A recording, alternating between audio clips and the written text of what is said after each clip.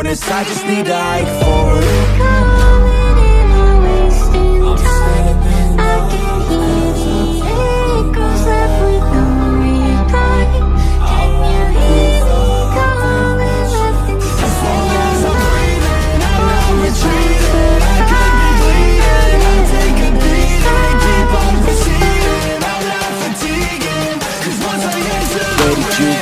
We used to be kids, now I feel so grown. I miss being free to be me, not alone. I used to have friends, but we don't talk anymore. I guess that's on me, I got busy. I used to drink soda, now I switched to whiskey. I didn't want time to pass, but time is fast. I just wish you were more than memories. I got kids now, but I'm a kid now. I haven't grown in my mind, just my skin now. I don't get taxes, I hate chores, I hate mail, bills, and miss the outdoors. I feel like the air used to smell different. The grass was greener and the summers were for swimming. I used to play baseball every inning. Now I work for a living.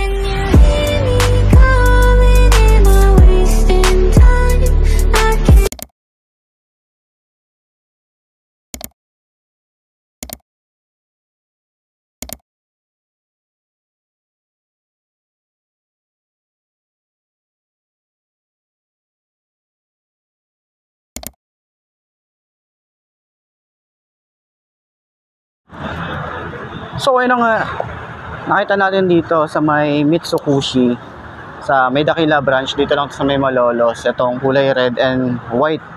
Ang ganda ng kulay, nagustuhan ko yung nagustuhan ko yung kulay niya kasi nga glossy red and glossy white. So ang ganda ng datingan niya, alam niyo naman ako, gusto ko ng kulay red. Okay, so side stand natin, syempre upuan natin itong motorcycle na to. So isa to sa mga ngayon nagte-trending ngayong 2025, pumasok siya na talagang ang dami naghahanap nito, ang dami nagko-comment kung saan mabibili. Pero ayan, available na po.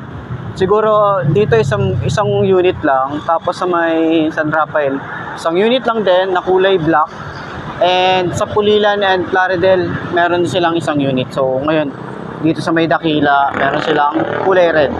Alam ko nawakaroon na natin to at nasakyan na rin natin to, pero syempre alam niyo naman ako, kailangan sinasakyan natin lahat. So medyo hindi pantay yung floor dito. Sakyan natin. Yun o. Yan, ganyan itsura natin dito kapag naglo-long ride tayo. 'Di ba?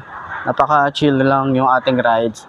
Tapos yung forma talaga, yun talaga isa sa mga nagustuhan natin dito sa motorcycle na to, kasi sobrang forma na ito, napaka-elegante niyang tingnan, sumasabay, yung design niya talaga is all goods para sa atin. Siyempre, shock niya rito, isa sa mga tinitingnan ko kapag nag-bike check ako, yung pakiramdam natin dito sa shock. Ayan, medyo may napapansin tayo rito sa may bandang harap na hindi ko alam kung ano yung na-check ko, or hindi ko alam kung ano yung may tumutunog sa kanya. Pero yan, yung shock naman natin sa likod, adjustable naman yan, kaya kung gusto nyo i-adjust, pwede nyo i-adjust. Turning radius, napakalawak din ito. Turning signal, ang lawak din ito. Ayan, tapos kill switch meron tayo rito, and then yung extension ng ating paa is meron din naman, pero hindi siya ganun katulad ng mga sa NMAX na nakaganyan. Diba, ito tamang ano lang, tamang position lang. Ayan, standard position. Ito medyo racing position yung datingan niya. So ayan, para dun sa lahat ng mga gustong kumuha ng ganitong motorcycle, ilalagay ko yung contact number ni Mitsukushi Dakila branch para at least rekta na kayo sa kanila mag-inquire. Ayos yan. So yan, mabilisan lang naman to. Okay, pero magaan yung motor eh. Kahit sinicenter stand natin, magaan siya. Ayos. So yun ang mga best, no? Ngayong 2025 nakita na rin natin itong motorcycle ng bagong-bagong Fyro V2 180. So nandito yung 180 niya. At alam naman natin yung Fyro version 1 nito talagang maangas na. Pero mas pinaangas pa nila ngayon kasi nga dahil sa colorway niya, meron tayong kulay red, kulay blue combination, tapos nagdagan pa nila ng gold lining na decals. Ayan. So, yun yung nagpa-astig talaga rito. Meron tayong red dito sa unahan. Meron din tayo rito red sa likod. Ayan. Tapos kulay blue na yung dito sa bandang side. At saka kulay gold na rin yung kanyang mugs. Harap at likod yan, di ba? At kagandahan, meron na rin tayong baso sa kanyang shock. Adjustable na rin po yan para at least dun sa mga gusto ng medyo matigas at medyo malambot. Ayan. At meron na rin tayo ditong bracket sa likod. So top box na lang yung kulang. Ayan, napaka-solid din yan. Maganda rin yung kanyang top box. Makapal yung metal na ginamit dito. And then sa upuan, sobrang lambot din ito.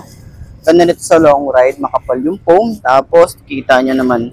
Pero dito sa likod, ayan, palubog naman siya, kaya akala natin manipis. Dito sa side na to manipis, pero kapag dito sa gitna, makapal na rin siya. Ayan. So, sa kanyang compartment, meron tayong helmet hook dito, tsaka maluwag yung kanyang compartment. Ayan.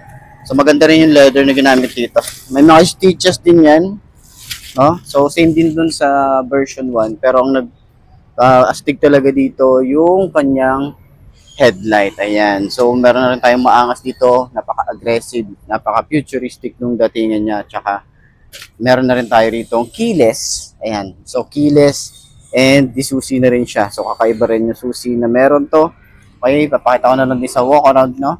And dito na rin binubuksan sa ating ignition yung ating fuel and seat. So, naka-digital panel na rin tayo rito. Okay? Tapos, yung mga switches natin dito, ayan, mukha siyang premium talaga, no?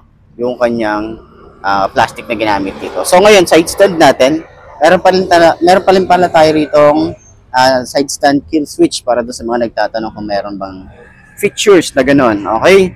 So, puan natin. Ganyan ang itsura niya kapag naka side stand. So, okay naman din siya. Talagang medyo nakatayo talaga no? Hindi siya yung sobrang bend. Okay? So, upuan natin. 5 to ang ating height.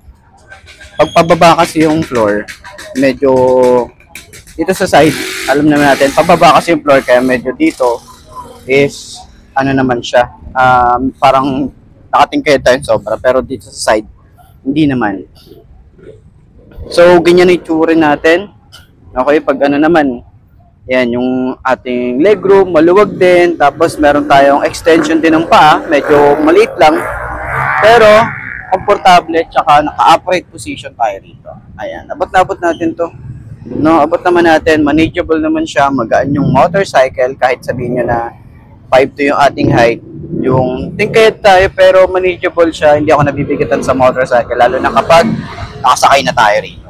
So, sa turning radius, malawak din, pero may space pa siya.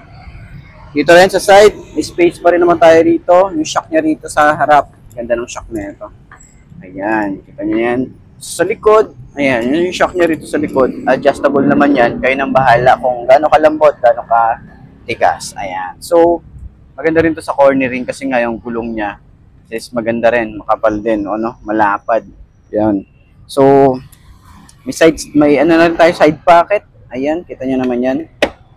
Okay, so, sa OBR, maluwag din. So, komportable yung ating rides dito. So, sa tingin nyo, sulit nga ba ang kanyang presyo ngayong 2025? So, ano nyo naman yan? Comment nyo naman yan sa baba para at least, ano natin yan, no? Ma-assist ko kayo sa mga gustong kumuha ng ganitong motorcycle. Okay? So, kita nyo naman yung itsura nito, napakapanalo nung datingan nito. So, sa presyo niya na 89,000, sulit ka na rito. 180cc na motorcycle, tapos ganito ka forma, sobrang sulit na nito. So, comment nyo naman yan at syempre, side stand natin. Ano nga natin to? Yun. Okay. So, side stand natin. Magaan yung motor. Tapos, side stand. Yan. Okay, magaan naman siya. Ayos. So, yun ang mga best sa lahat ng mga gustong kumuha ng ganitong motorcycle. Magkano nga ba ito? Ito ay nagkakahalaga ng 89,000 kapag kinuha nyo ng cash. Siyempre, available din sila sa installment. Ilalagay ko na lang din dyan sa screen nyo para at least meron tayong reference. So, sa tingin nyo, sulit ka ba ang presyo niya ngayong 2095? Comment nyo naman yan at sa mga gustong kumuha ng ganitong motorcycle. Pwede nyo akong i-message sa aking Facebook page na iMartMoto 2.0 para at least ma-assist ko kayo.